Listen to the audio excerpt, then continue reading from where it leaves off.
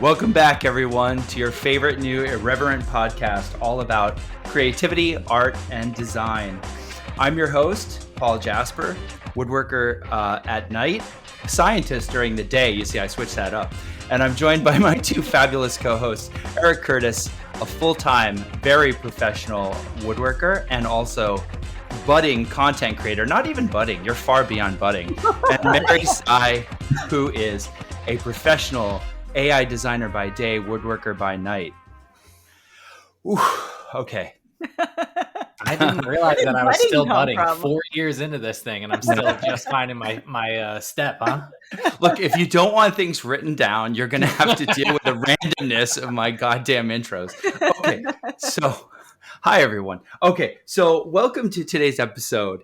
And I'd like to start by saying today's episode is on a very hot topic that we knew we were going to cover because, as you probably just heard in my intro, I stressed that Mary Tsai is an AI designer by day. So we will be covering the contentious, the misunderstood, the amazing topic of artificial intelligence or AI, and we're going to handle it in two senses. The first sense is in a general sense. We'd like to ask, what is AI? What are some of the fears and what's some of the promise that it holds for the future? But then we want to apply it directly to all of us, which is as artists, as craftspeople, how can we use it in our design process? And I'll get to some of the other questions, but we want to start broad and then narrow the focus towards how it applies to us. So that being said, we have our own guru, Mary Tsai. She loves when I build her up. She loves when I put like additional pressure on her to sound like amazing. So I'm going to continue. So Mary is our own personal guru about AI. Mary eats, breathes, and sleeps design and AI for many years now. So we thought that she could start by telling us, and I think a lot of us have this question, in a general sense, what is AI? Yeah, sure. So I'm going to give like really general easy to understand descriptions and definitions. I hope that's okay. But there's a few different types of AI, and the term is thrown around really loosely these days.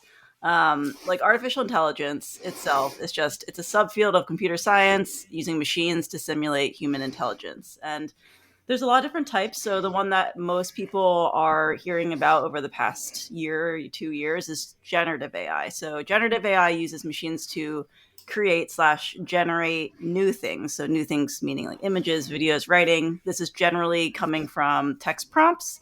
And then traditional AI uses machines to analyze and find patterns in data. So things like for example, like finding like fraud or spam or, social media algorithms, etc.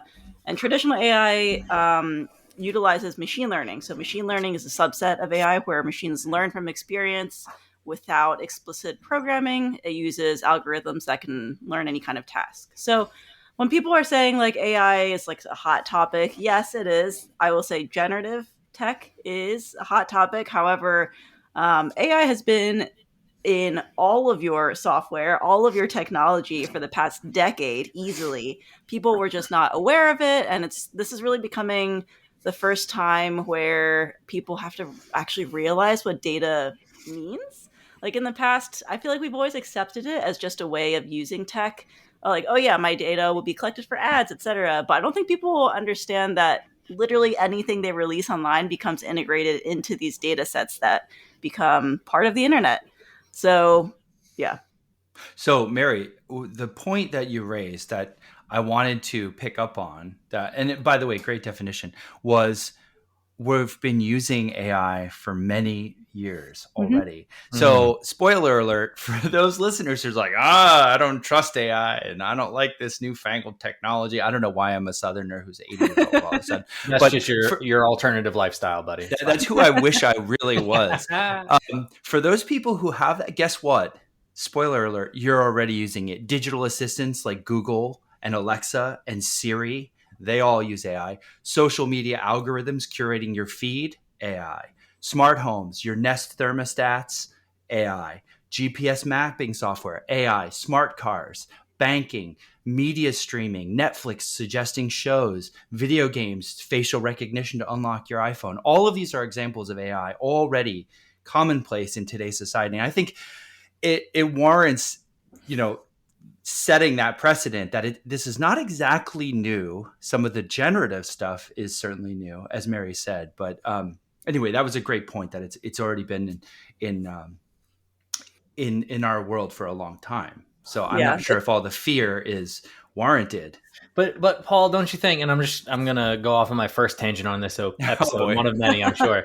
But don't you think like there's this tipping point that may be happening right now, or maybe it's just mass hysteria, dogs and cats living together. Who knows what's happening? But I wonder if this thing of AI being cute at first because it was limited, and now it's becoming so ubiquitous that we're realizing its potential. And I'm like, the thing that's running a parallel in my head, and this may be an incomplete parallel, but when you have a kid, it's adorable, it's cute, and it's going to grow up to be a full human at some point.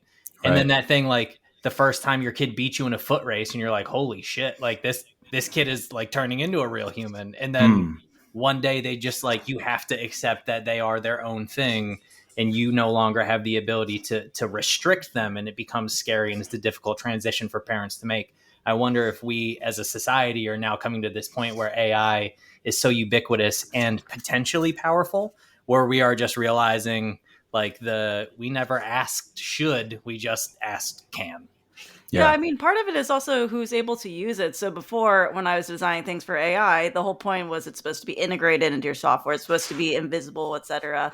However, now it's like these tools that anyone could use, and it's not so much specialized. So one of the large part, like, I don't know if advantage is the right word, but one of the benefits of artificial intelligence and generative tech is that it makes things accessible for people to use. And that's why people are starting to freak out a little bit more, because anyone has access to it. Anyone can make these things. Before, it was like a bit more specialized within your field, or it was more hidden, or you didn't have, the specific education to utilize it. So now it's very much just depending on who has access to it.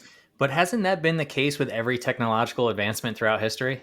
Like, if we just limit it to woodworkers for a moment, for example, there was this notion when the hollow mortiser came out that they were like, this is the death of craftsmanship. Because now you don't need to be able to chop a mortise at 90 degrees or a particular angle. You don't need to take the time to learn how to sharpen a chisel. You just need to press a button, and this machine is going to hollow out this piece for you. So it is a lesser example, but it was the same argument of like, well, this isn't craftsmanship. This is just machining. Well, Eric, that same argument came out when computer music came along. Right. All the musicians are going to be out of a job. It's when photography came along. All the artists and painters are going to be out of a job. And I think, we've seen this time and time again that it does actually upset certain fields, but others are largely, still intact. So I think there's truth on both sides, that this can upset certain subfields, and it probably doesn't displace others. So as a way to probe what the fears are surrounding AI in a general sense, I asked an AI engine, what are the top 5 reasons why people fear you? Classic newscaster right there. You'd never believe that ChatGPT wrote that intro. So I asked ChatGPT, what are the top 5 reasons people fear artificial intelligence? And the answers were, number 1, job displacements. Sure. One of the primary concerns is that AI and automation could lead to widespread job loss across various industries. I get that. Yeah, I understand that. And I think it will displace certain jobs in certain industries. Number 2, Mary touched on this, privacy and surveillance. Privacy of your data and surveilling, constantly collecting everything you do as a means of training these algorithms. Number 3, ethical dilemmas.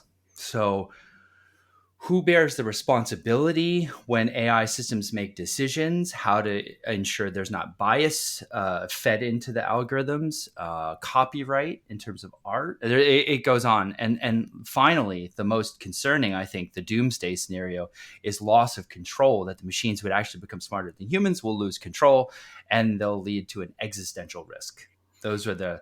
I collapsed two of them into one, so it's the top four. So forgive me, because two of them were kind of similar. But those are the top four: job displacements, privacy and surveillance, ethical dilemmas, and loss of control leading to existential risk, according to ChatGPT. Mary, response? Because, I'm going to sit back on that one. I have my thoughts, but they are not educated in the field of AI. I mean, yeah, I think that makes sense. The what was the first one you said, Paul? Job displacement. Job displacement. Yeah, I mean, I think that we've already seen it, to be honest.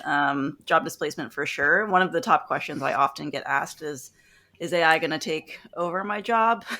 I ask that myself sometimes. Like, am I literally designing my own death? Okay, can I jump in on this point real quick? Because this is something maybe... I don't know. Wait, Eric, I thought you were going to let Mary answer. I know, and I was, but this is something that frustrates me. Go ahead. And I don't know if I'm going to upset people with this, and I don't mean to, but what really frustrates me about the conversation about job displacement around AI is we have been displacing jobs with new technologies for 200 years, 250 years since the Industrial Revolution. And nobody gives a flying fuck because they're all blue collar jobs. And now the moment we have a technological advancement that might displace white collar jobs, everybody is in a fucking tiff about it. Ooh. And it is upper white middle class people who are just like, this is a thing we should take really seriously now. Ooh. Am I wrong? Tell me I'm wrong. That 10% beer you're drinking is hitting now. Hard. It's hitting hard right now. I don't mean to be an asshole about it, because it is a thing that we should consider and we should approach thoughtfully. But it is not without... it bears mentioning that there is this very clear, like, nobody gave a shit when it was displacing people who were enslaved, people who were blue collar, people who were lower class, and now all of a sudden... Now we're upset about job displacement.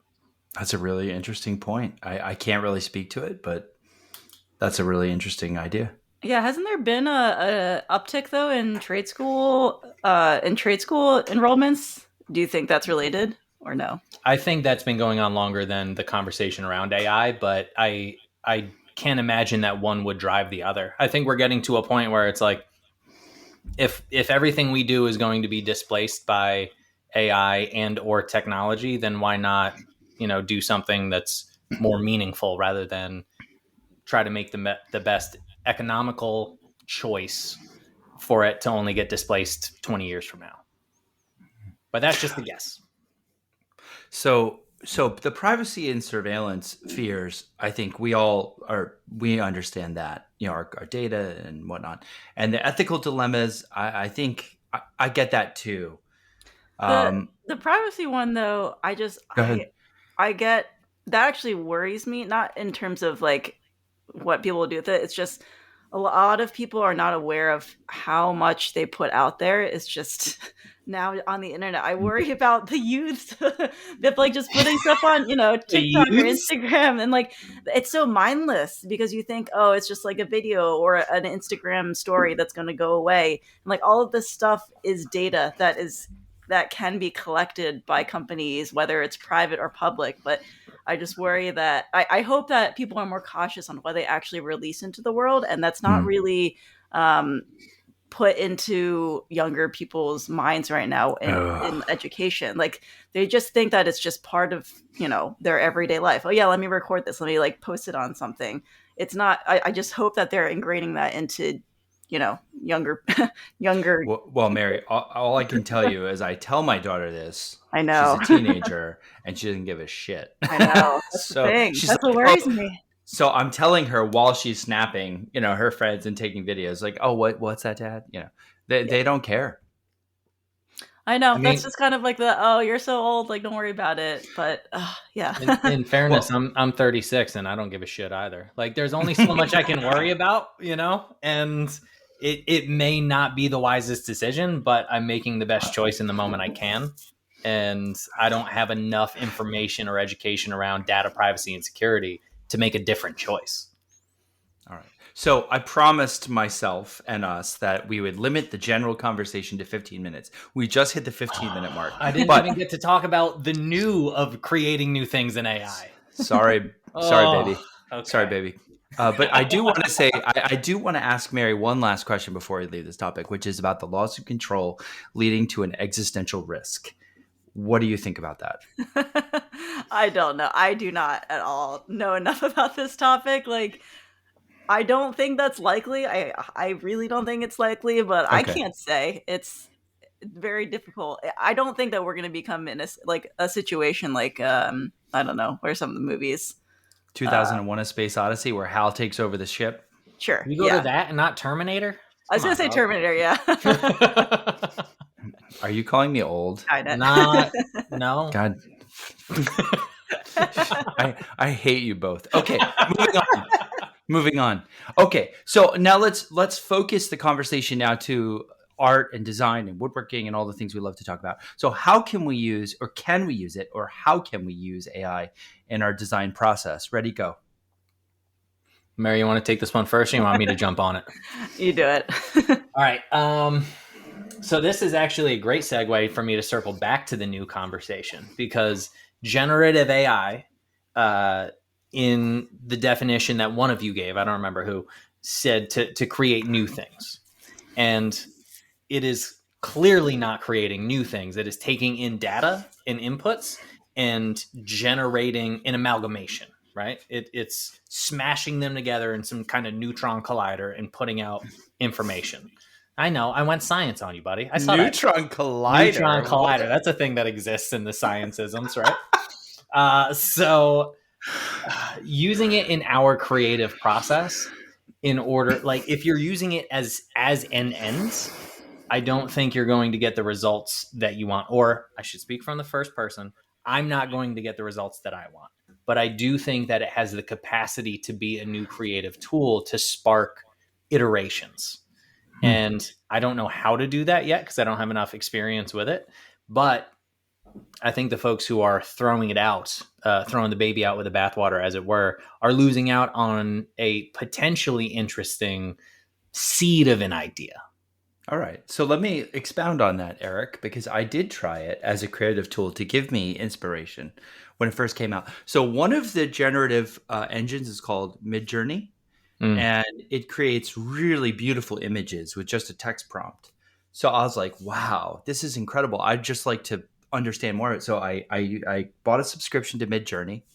And I started putting in, as you know, like occasionally I make sushi boards because it's just kind of a fun little canvas to make, a relatively quick turnaround project, about a month long. And I asked the generative art engine to make me a design or show me a sushi board that had these elements. And I said, gold filigree, like architectural elements, a place to rest your chopsticks, dark woods. And I told it all the keywords I wanted, and I hit go, and I'll be damned. What it gave me back was so fucking beautiful. I was a bit disturbed, like how quickly the designs came back in 60 seconds, and they were stunningly beautiful. Like, I loved them, and I saved them to my Google photo album, which probably is training some other AI engine. But anyway, I saved them to my Google because I think it would be fun to try making it. Like some of the design of it was not easily made because it doesn't think about the execution limitations. It just was responding to what I asked, and they were amazing. They were so beautiful, and I will try to make one as a future project, just as a sort of proof of principle. Go, Eric. What do you want? So you sent us some of those images, and they were beautiful. And in fact, so much so that I screenshotted a couple of those that you sent so I could save it for future reference. But I wonder, my question is, how many iterations did you go through? Because I'm wondering the data sets that it had. if you had gone through enough iterations, if it would just start spitting out the same shit over and over again rather than creating new. So new in that you hadn't seen it before and it was interesting, but maybe not new in that like it has a limited vocabulary because of the information that it has, and it can only create so many iterations. Yeah, if you keep giving it the same keywords, it will start to give you probably a similar range of possibilities. But then you throw in a new keyword or two, and suddenly that opens the doors to a little bit new design. Mary's nodding. See, Mary knows what's up. She's giving us that look of like, you two fucking idiots talking about something you know not. Go on, Sensei. Tell us about fucking AI. No, I mean, that is right. The more parameters you give it, the more it's able to create new versions, iterations. And it sounded like you were pretty specific, which is great because you could get to exactly what you wanted. Some people work differently. Some people give it only like a few specifications and then they give it more slowly and iterate then. I usually do it just up front. So just like a long string of words, requirements, and some examples to use as its source of origin too. So that is right. Like, I think that depending on the model, there are specific models that are better than the other ones. They will start to give you images that look similar. However, things like, honestly, Stable Diffusion, Midjourney, they're so extensive that I think you could go for a while until you start getting repeat images, or almost repeat. Eric, did you hear? She said I was right. Did you hear that? Listen, Paul, did you hear that? As one of the top 3 smartest people I've ever known, I have no doubt. I have no qualms conceding that you're right in a lot of different ways. But also fuck off. Oh my god. Becoming a contentious episode for reasons I didn't expect. Mary's going to be the referee of this show. Thank you, Mary. Thank you for saying I was right. It makes me feel so good. Okay, so how can we use it in our design process? Like in terms of how, one way is to use one of the graphic engines to derive, like say, I want to see a cabinet with black walnut that is rectilinear or curvilinear with beautiful filigree and gold accents, and that can give you some spark. It may not be your final cabinet, but at least it could get you thinking in different ways about a different shape that you never imagined, or about a different element graphically than you did that never came to mind. So that's one way. What's another way? Well, sorry, I was just going to tack on to your last point. Like, think of it kind of how folks use Pinterest, I guess, because Pinterest's algorithm is pretty good. When you are looking through and you see one, you tap on it and you scroll down, you want to see others that are similar. It's actually pretty similar to that, except a lot more specific and refined to what you're looking for. So wow. I think that has been really helpful for me. Another way that you can use it is like the text prompts. So this is more, maybe on people who are creating content, like, just iterating very quickly on the tedious things that you don't really want to do. So I'm not a content creator, but like I imagine being able to, generate a bunch of descriptions or even thumbnails, and being able to actually one thing a lot of people don't use AI for, and it is so good at, is analyzing data patterns. The whole point of AI is that you input as much data as possible, and it's able to tell you what the patterns are in that data. So being able to, evaluate which of your videos has done really well, or how do you do that, Mary? That sounds complicated. Derek rolling his eyes. I mean, so there's different ways to do it. You can train there's specific models that you can train, that you can input all of your YouTube content. It'll give you, the ways that, these things have in common, or like these patterns in common are performing better, etc. So Eric is not believing this at all. Should we be uploading all of our podcast episodes into this engine and ask what are our best and worst topics? This is why I'm friends with you guys, because I love you both dearly and sincerely. You're both fucking nerds in the exact opposite way that I am, and the idea of analyzing data sets makes me want to commit harikari. Like, I have zero interest in any of this. Can I tell you something like a something I did Like with deeply Instagram. personal. Yeah, like this is in the early days of Instagram when you can actually download data directly from the Instagram servers. Oh, Jesus. I used to download people's accounts. You could download every post they ever posted through all of time, along with the comments, the likes, what it had in it, whether they used filters or not, the number of saves, the number of shares. And I would do data analysis. I would download all this data on really big accounts. And then I would graph their posts over time. And then you'd see how many likes each post had as a function of time. And there would be like, it would go up over time as they got more followers. But there were certain outliers that just spiked way above the norm. Like, normally as the number of followers increase, the number of likes increase, right? But there were a few points that were just total extreme outliers. And I would collect those. And I would try to understand what about those posts is getting traction. And I would use that to inform my own posting behavior. Okay. Like this genuine question. Is that data analysis and science, or is that the creative process? Because I'm not saying that they're mutually exclusive. Probably both. Yeah. I'm not saying that they're mutually exclusive, because the way that you describe that is like the analytical mind of a professional scientist. Whereas for me, when I'm trying to find an inspiration for a piece, I am looking at other people's work until I find the thing that speaks to the language that I'm trying to whatever the vocabulary is that I'm trying to use. And then I take that and I try to figure out what's working, and I try to impart that in the piece I'm making. So it's the same process, but there's maybe less data.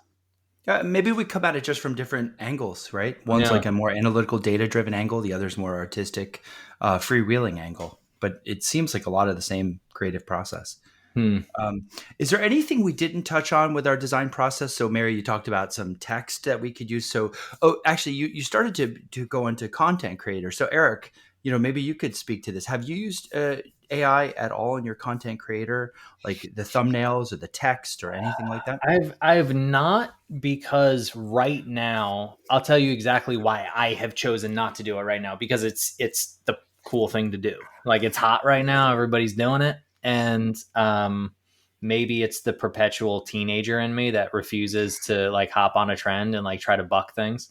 There will come a point where I will find its use, but I haven't found its use for me, and I'm not willing to use it blindly just to use it.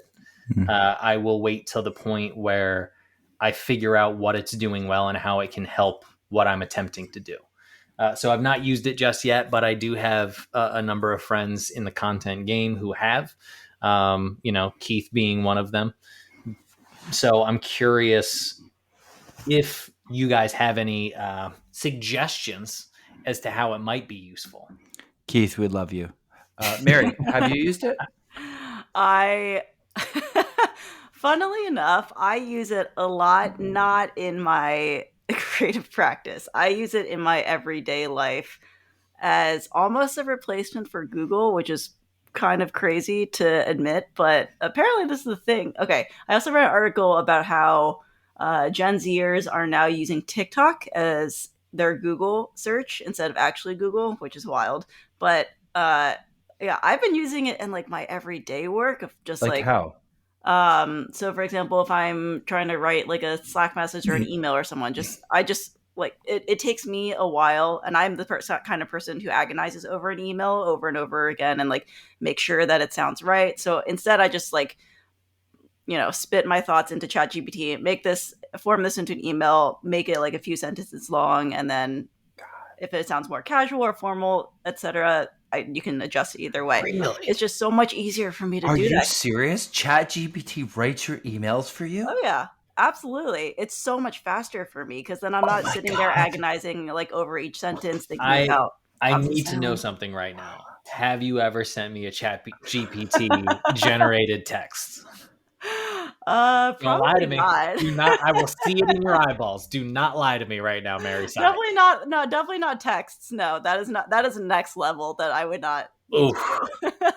It's when I'm worried about coming off in a certain way, or where I feel like I need to be a little bit more formal or professional. That's when I use it. Eric, suddenly I doubt everything. I doubt everything. Nothing is sacred anymore. Everything she's ever said to us, I don't even know if it's true. This is what Nietzsche was talking about right now. God is dead. Nothing is sacred. I just find it so much more useful than Google search. Like, I can be so much more specific about what I'm looking for instead of having to scroll through, like, Google something, look for like specific links, etc. It's just so much faster. Mary, I wish I had that. Like, I don't think I'm programmed that way because I'm older. No.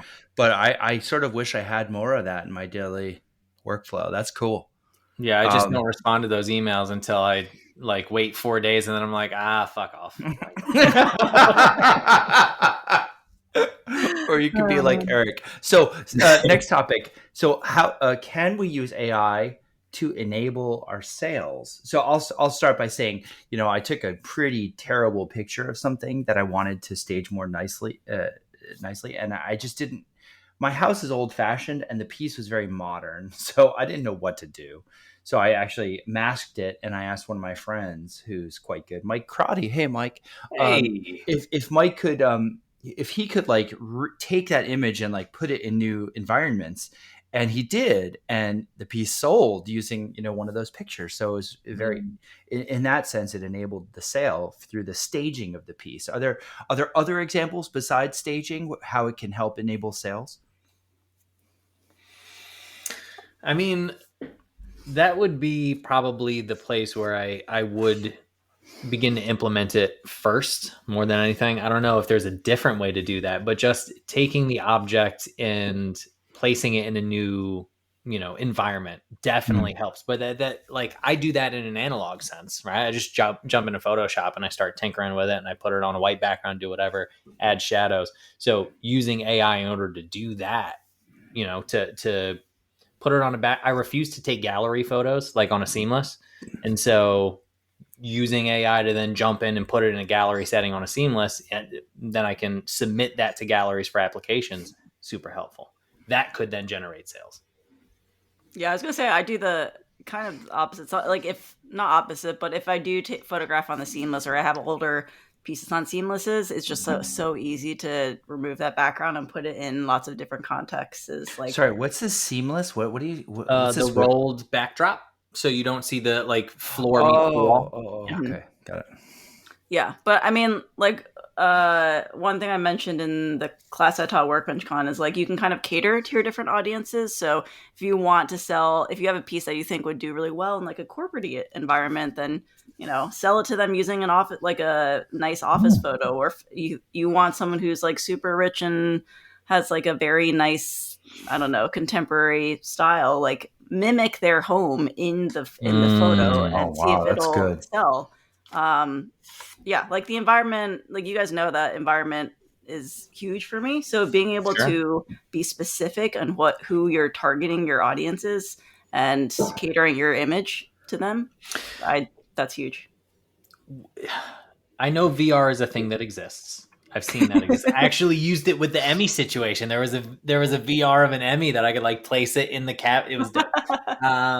But I'm wondering, is there a reality? I imagine there is in the near future where like I can upload a photo of this object to a VR app, and then a client could potentially place it in their home to see where it exists and help enable that sale. Yeah, that already exists. I'm pretty sure. I'm sure, of course. Well, what can you do? Yes, I'm sure. I don't know any of specific programs, but one of the questions that was asked to me at WorkbenchCon was like, can you just generate like plans or a 3D model from like a photo, etc. It's like, yes, I'm pretty sure that is feasible. The tech is out there.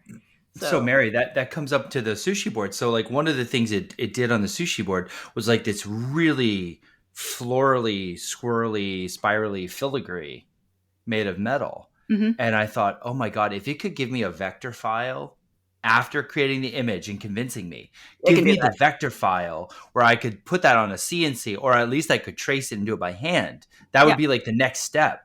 Go to Vectorize. That's I think it's a website and it just vectorizes images for you. Or actually, the Illustrator beta has it too, but Okay. I can't tout too much Adobe here.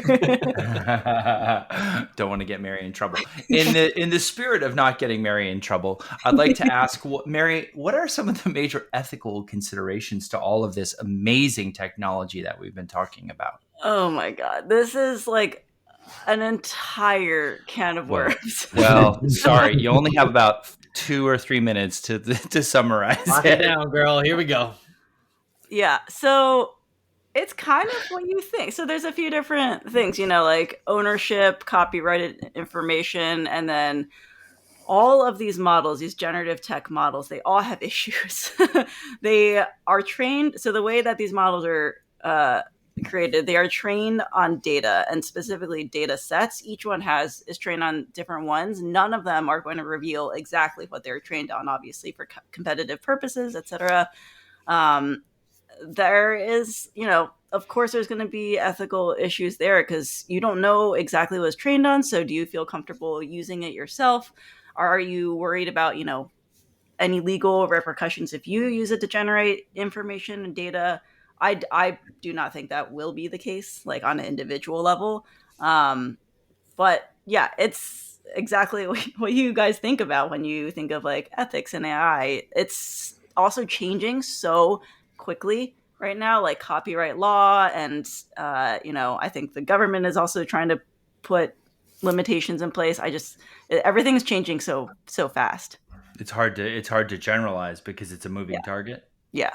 And by the way, you say copyright law, that's only in the United States. Yeah, exactly. Yeah, and we have the internet, which is worldwide. So if an AI engine pops up in another country, does that protect or not? Yeah, I see the issues. And like copyright of art in general is so difficult. Like I don't know, I haven't delved too much into this, but if I recall correctly, it is just an issue if it is an exact replica of the art piece. So if something is slightly changed, like even think about, when people post movies to YouTube, they like raise the pitch of the audio a little bit, or they like mirror it. That gets around all these copyright laws. So again, it's just really tricky, and I don't know. It's hard to define. So it really comes down to like Vanilla Ice versus Queen. Yep. Right? Right? It's different because it dun, dun. Totally different. All right. In the last few minutes we have now, that was a very, very brief treatment of the ethical considerations, obviously, right? But we're not an ethics panel on an AI discussion. But we just want you to know that there are ethical considerations constantly being talked about with how these AI algorithms were trained in the first place. Where'd the data come from? Was the data copyright? Was it not? So that's going to be a continuing story. We just wanted to just throw it out there as something you should be aware of, and you're going to hear a lot about it as time goes on, I'm sure. Yeah, Mary, I tried to like look up where each of these data or what each of these models are trained on, and it's so difficult to find because they're very generic. There's like a lot of data sets, like the Common Crawl data set that a lot of the models are trained on, but like we know that Midjourney and Stable Diffusion were trained on copyrighted images. Like they have been investigated and discovered that to be true.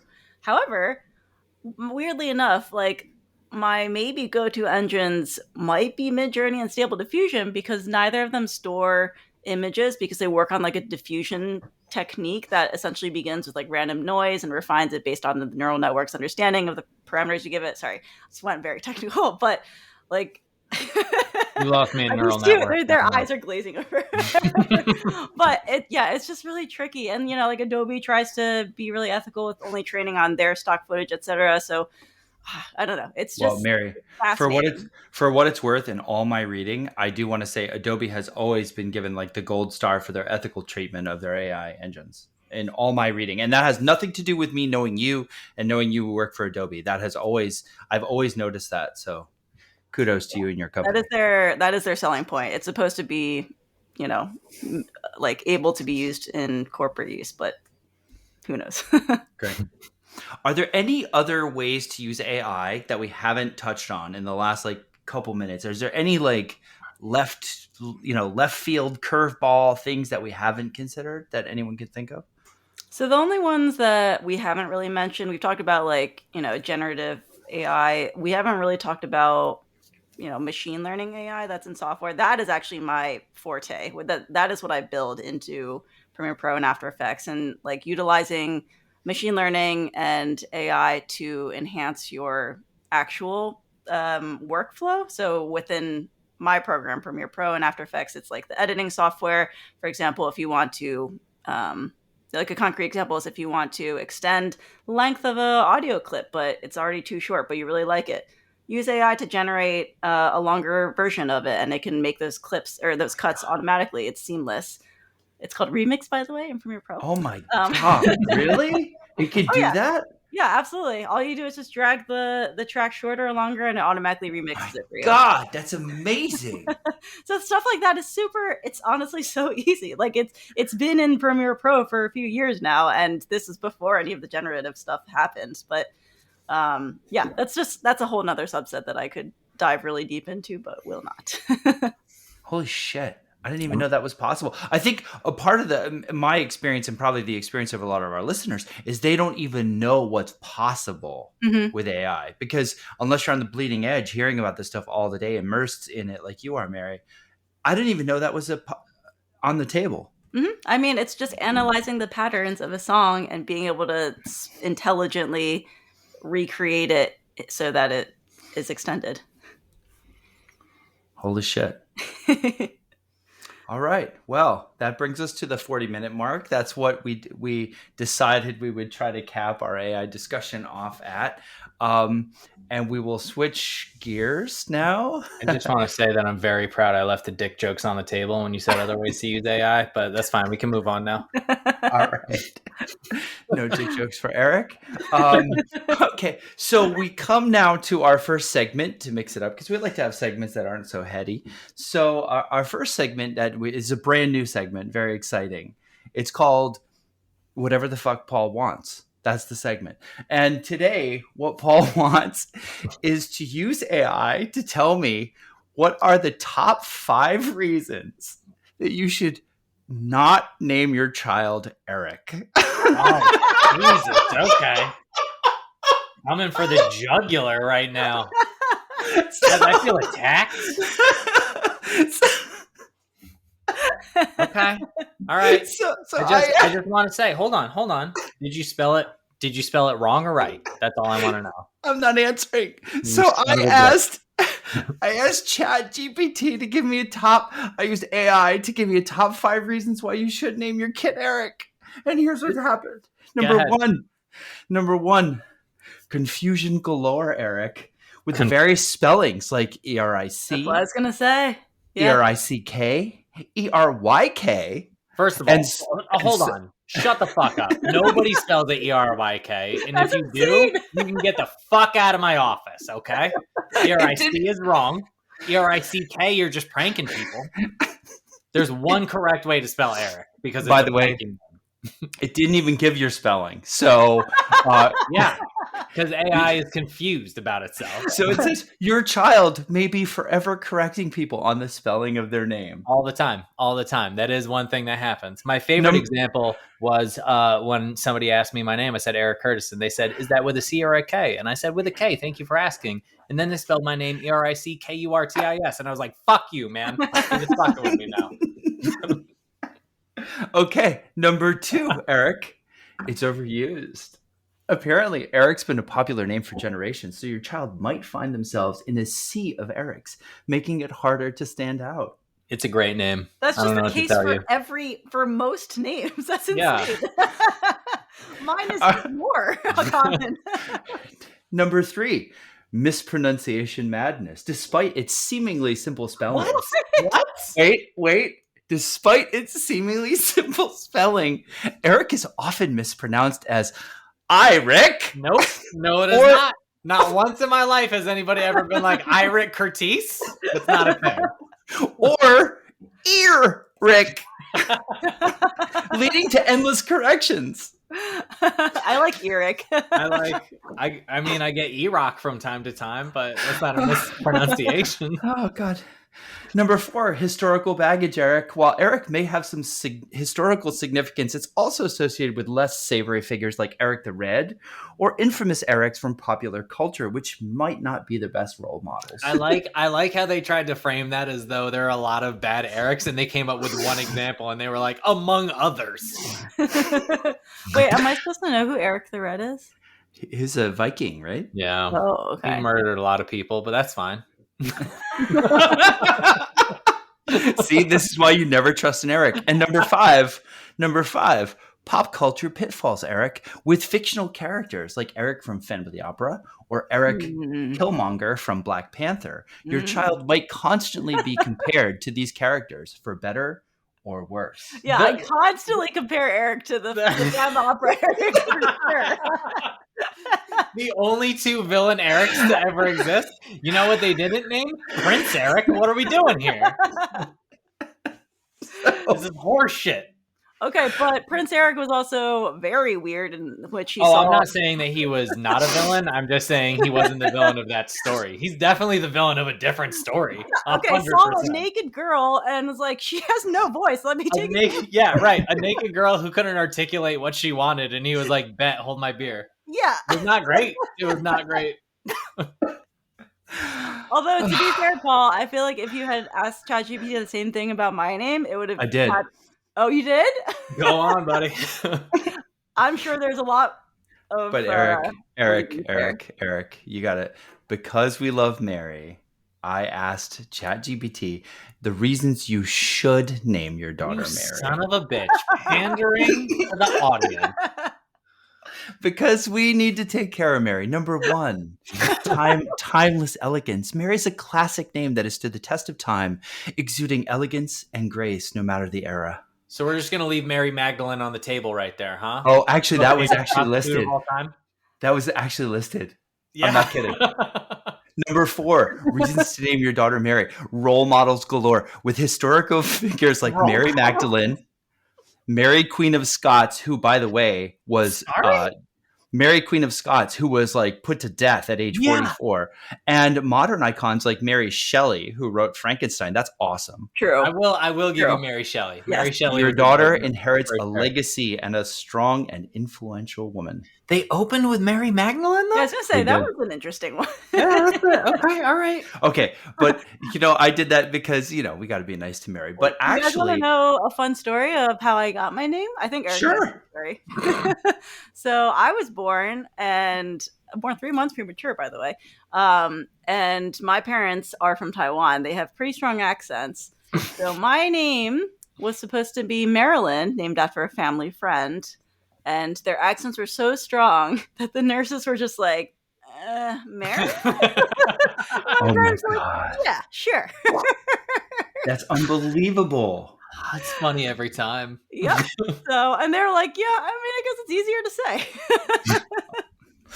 Well, sorry, Marilyn. So, last but not least, before we move on from this segment, I did want to ask it real quick. What are the top 10 concise reasons that listening to podcasts is stupid? Okay. Concise. Yeah, I feel like you stressed that word. Oh, yeah, because they were too long. I was like, I can't be bothered reading all this horse shit. So the top 10 reasons that you shouldn't bother listening to podcasts. Which is, number 1, boring content. Preach, bro. Yeah, no, that's definitely fair. I got to be honest. I have, there's very few I find compelling. Number 2, low production quality.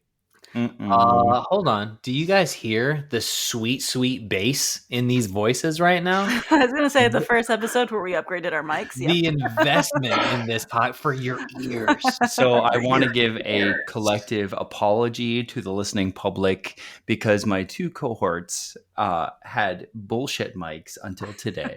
Excuse me, sir. We had the ability to record sound. That was good enough for the beginning of the podcast. Eric, don't even pretend for a moment that you sounded good. So listen, we all listened to our previous episodes. I know many of you have been like, sound quality is just... Okay, we heard you. We heard you. And Mary and Eric got upgraded mics for this episode, so hopefully you hear the difference. Can you hear the difference, Mary? Sound check. Sa, she, me.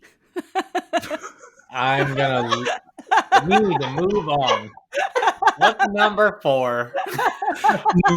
Number 3. Number 3. There were repetitive topics, and you know what? Someone actually, I'm not going to call him out, but he's like, "Oh, you may have touched on that topic once before," and I was like, "Yeah, that's how learning happens." Like we're doing this for ourselves as much as we're doing it for all of you. Like we're trying to learn about design by covering the things we love to talk about, and so yeah, that means we cover a topic more than once. We might talk about related things about creativity. I think repetitive topics is wonderful because it encodes. That's why I listen to every episode like 3 or 4 times to like really encode. And actually, Eric, I hate to pad your ego, but a lot of the things you say, I didn't pick up in the moment, but upon re-listening to it the second and the third time, I'm like, oh, that's what he was getting at. And I hate to admit it, but those are really deep, like thoughtful points that I just completely fucking missed because I'm dense in the moment. I mean, you're welcome, buddy. You know. Thank you. Number 4, they can be time consuming. I think we limit ours to a reasonable amount of time. Sure. Number 5, inaccurate information. Well, maybe, but I think we tried to be fairly accurate. At least I know that when I come with reports or studies, I definitely read them before the episode and I cite the source. And Mary, I know everything you've said today was accurate. Or not. Maybe not. I'm lying this whole episode. Apparently, I'm giving Mary more credit than she deserves. Number 6, excessive advertising. That's not the case. Screw off. Number 7, biased or opinionated content. Isn't that the point of a podcast? Isn't that just content? Whenever you're recording live anything, like you're going to give your opinion, which is biased. Number 8, overly long episodes. Maybe. Ours isn't. And that's where we cut off the top 10 ideas from AI. No? 9 is a lack of substance. That's totally Eric. Wow! You just said that you appreciated Eric's. I'm just kidding. The emotional roller coaster I'm going on this I'm just kidding. And number 10, it's a distraction from real life responsibilities because you're all listening to podcasts all day. You're not paying your bills. You're not feeding your families. You're just or. This is AI who has neither family nor bills saying, get your shit together. All right. Anyway, that's the top 10 concise reasons that listening to a podcast is stupid. Apparently ours doesn't qualify. All right. So with that, we're at the 52 minute. Not biased at all. So with that, at 52 minutes, I'd like to just briefly thank our patrons in this episode. So we have Travis Pond and Bill Burkle from WTB Woodworking, Austin Santiago, Eric Gorgeous, who I know from Craftsman Legacy. I think many of you seen his show. Most gorgeous man I know. Met him at Workbench Con. He's a great guy. He eats and breathes and sleeps making. He's an inspiration. And then we have James at Dirty Meerkat Woodshop. So thank you, the 5 of you, for supporting our show. We appreciate every one of you, and I often send personal messages to you. If I haven't, don't take it personally. I just forgot. Thanks, all right. So that concludes our episode. Now we're going to move on to the after show. And, you know, if you're a patron, you can have our after show as well as the video feeds, which you get to stare at Eric and Mary looking all hot and cute. And so... which one's which, Mary? Yeah, I was about to say that too. What's this? Which one's the hot? Which one's the cute? No, both are hot and cute. They're not mutually exclusive. No, those are diametrically opposed adjectives. Oh, God, what did I get myself into? I'm not answering. So in the after show, we're going to answer another AI generated list, but it's very apropos, which is, what are the top 10 things woodworkers are bad at? That's a good one. I asked AI that. The after show, huh? So before we go to the after show, and I'll tell you what AI said that we're bad at. You guys have any guesses? Joinery. Proportions, wood selection, grain selection. I got lots of guesses. What are we doing? I mean, it's a very, very vague question. It could be everything, basically. Mary, what are you bad at? Maybe it's on there. Oh, are we talking about specifically ourselves? Woodworkers. I don't know. You're a woodworker, right? Yeah, that's true. I don't know. Marketing, design feeding your family. Well, if you want the answer, you're gonna have to tune in the after show, and we will divulge all 10, and we'll take ourselves to task. In the meantime, thank you all. I hope you found today's episode illuminating. Thank you, Mary, again for your insight. We knew at the minute we started this podcast, we knew we would cover AI because Mary is such a authority on the area. Mary, I know you worry about the pressure of being an authority, but you are. And so we really appreciate your perspective. And even if you didn't give an answer, like definitively one way or the other, that is an answer, which is, I don't know yet, or we don't know yet. We're going to have to see how it shakes out. So that kind of, balanced perspective is definitely appreciated by all of us. And we hope that some of the ideas around how to use AI, both like ChatGPT or image generation or video production, can be useful in your daily lives as you try to create things. I know for me, I definitely will try to make one of the sushi board designs that AI gave me at some point. And I'll definitely, we'll see how it goes. With that, friends, thank you for tuning in to another episode of Woodworking is Bullshit. We'll see you later. Thanks, friendos. Thank you. Make good decisions. Or bad. Bye. Say hi to your moms for me.